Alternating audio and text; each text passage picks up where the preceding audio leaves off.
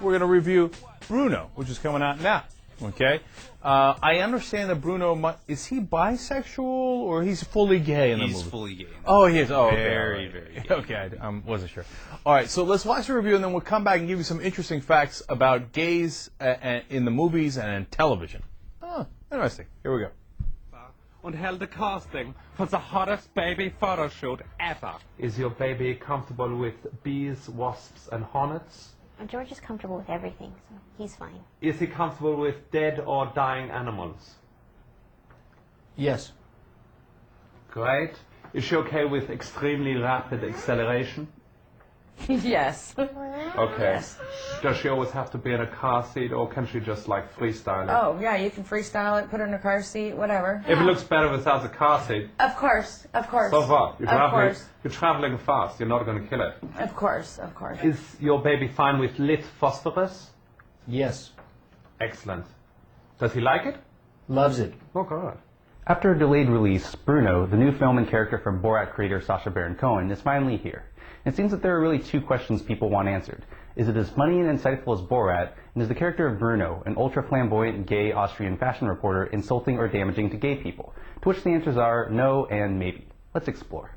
The plot of Bruno is pretty simple. After being excommunicated from the fashion world for literally crashing a fashion show in Milan, Bruno embarks on a quest to become a major celebrity. That rather thin storyline is the first place where Bruno compares unfavorably to Borat, which surprised and impressed me with its scripted story amongst all the ambush comedy. Unfortunately, Bruno's quest for fame feels more like a collection of sketches about celebrity cliches without a story to connect them. Another problem is that Bruno isn't a terribly likable person. One thing that made the character of Borat such an achievement is that his friendliness, earnestness, and naivete actually gets you to like and root for a man who is a raging anti-Semite, misogynist, whoremonger, and incest enthusiast. On the other hand, Bruno is arrogant, shallow, mean to his devoted assistant Lutz, and his quest for fame, just as in real life, isn't a terribly admirable goal. But now the bigger question, is Bruno insulting to gay people? I've been thinking a lot about this.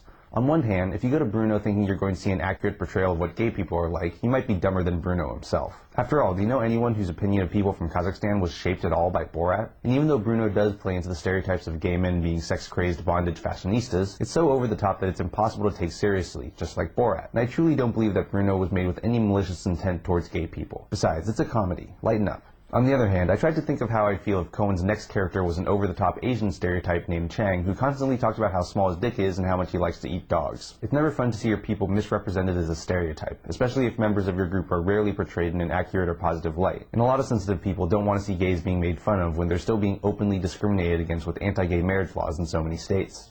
In other words, I can imagine why some people might cringe at a few parts of Bruno, while I also believe that the film is a harmless, fairly decent comedy that won't make people think badly about gays.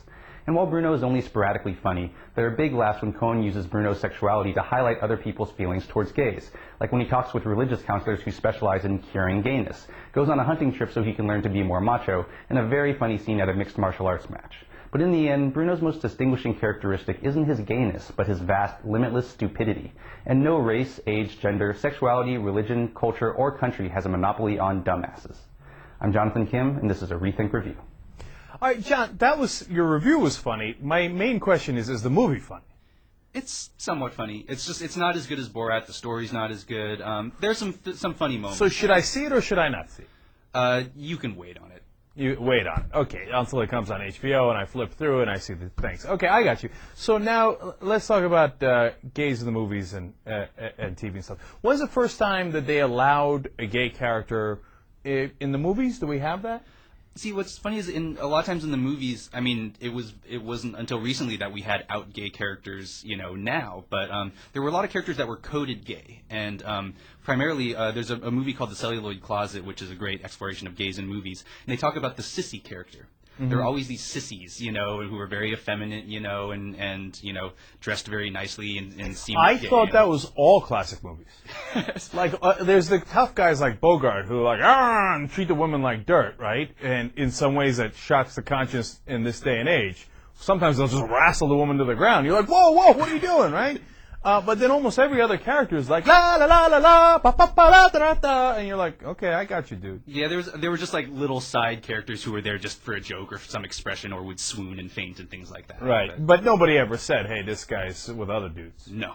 Okay, of course not. So when's the first time that in a movie they say, all right, these two fellas, they're They kind of like each other. I'm not sure about movies, but I did find that in 1971, of course, All in the Family had a gay character that came on, and I watched that episode last night. It's really fascinating because basically Mike Meathead, his friend, he brings a friend over who seems like he's gay, but he's not, and so Archie Bunker is obviously raging on and on about this, and he goes to his local bar and is talking about it, and there's a guy at the bar who had been a pro football player who he's been a drinking buddy of for like 10 or 12 years. Turns out that he's gay. And they had this really interesting conversation. And Archie Bunker was like, "I've never heard you talk about women before." He's like, "I thought it was because you were a bachelor." See, that used to be the term, a confirmed bachelor. It used to just mean gay person, but no one really said it. But yeah, it's really because it's like this big, tough, macho guy who beats Archie Bunker at arm wrestling, and he's gay. Right. Yeah, of course, that's how the liberal media would paint it, right? It's how Norman Lear, the lib, of course, writes it that way. In real life, come on, when's the last time you saw a macho gay dude? Every parade I've ever seen. In fact, we even came up with a term for it here on the Young Turks. We had a committee, the listeners wrote in, and what was it? Macho-sexual. Instead of metrosexual, guys who, That's a good, like a macho guy who looks like he would totally kick your ass if it came down to it. I think there should be a name for it. I mean, not my ass, but other people's, yes, obviously. All right, there's still, of course, discrimination going on. A couple of guys got kicked out of a taco restaurant? Yeah, this happened yesterday. 2 gay men in El Paso, Texas, were thrown out of a taco place for kissing. And first, the restaurant security tried to throw them out. One of the guys called the cops. The cops came, and one of the cops said, "There's a law against this." Even though that law was repealed, Lawrence versus Texas in 2003, but saying no, there's a law against gay PDA, I suppose. Could you imagine they write the law? I mean, like I know Supreme Court ruled in 2003 that you could do whatever you want in the privacy of your home, but if you're at a taco restaurant, we can't have no gay PDA, okay? No holding hands, no kissing, none of that stuff. Meanwhile, I mean, look, discrimination is obvious. I got laid at a taco restaurant, and nobody stopped me, okay? Because I was a cute girl, and everybody was happy. Doesn't everyone like to see that? Yeah. So. Okay, it wasn't in the restaurant. Just calm down, okay? We met at the restaurant. There was some PDA, and then later. I'm just saying. Alleyway is not inside the restaurant. Not technically, no. Okay, that was way earlier in my life. All right, any other interesting fun facts? Well, I did some study about the Hays Code, which you might have heard of. This was from 1934 to 68, that were basically moral standards for what could be in the movies. And in their 3 main general principles, one is no picture shall be produced that will lower the moral standards of those who see it. Hence, the sympathy of the audience should never be thrown to the side of crime, wrongdoing, evil, or sin. The last one is, law, natural or human, shall not be ridiculed, nor shall sympathy be created for its violation. So, natural law, is the general moral code that they're going to throw out there, and you can't lower that for anybody. That's awesome, because that was theoretically the code back then, and now it seems like almost every single movie violates the Hays Code. Well, yeah, I mean, what was great was that it was repealed in 1968, and in 1969, the movie that comes out and wins a bunch of awards is Midnight Cowboy. It's about a male prostitute who may or may not be gay, and one thing that started to weaken the Hays Code was in 1959, Billy Wilder's Some Like It Hot came out, all about cross-dressing, and Alfred Hitchcock's Psycho comes out in 1960. Both of these didn't have the Hays Code certification, but they did very, very well. And I remember in a class hearing how Psycho was like, in the first scene, you see a couple who are having a fling in the middle of the day, but they're not married. And I think the woman's in her bra. And this was shocking to people to see back then. And then it turns out something else shocking happened. Sex and violence sells in the movies. Who knew that? Exactly. And then so, of course, it starts to take off.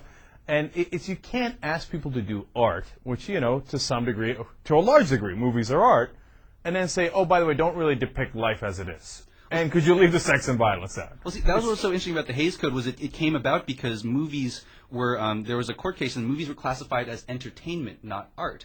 So they could be regulated however they wanted to. And so but then when they were called art, then, obviously things were relaxed a lot. But one thing I thought was funny, in 1953, one of the big tests for the Hays Code came out, a movie called The Moon is Blue by Otto Preminger, and they would not take out the words virgin, seduce, or mistress. And there was a showdown. All right, well then that would have eliminated the Mark Sanford life story. If that was going to go. Story of everybody, probably. Yeah. Yeah. Well, I'm going to leave it right there. Okay, I had another story, but you don't want to hear that one. All right, John Kim can be found on Rethink Reviews on YouTube. You can go watch all the reviews there, and also on Huffington Post, where he blogs it out. All right, thanks for coming in, John. We appreciate it. And we'll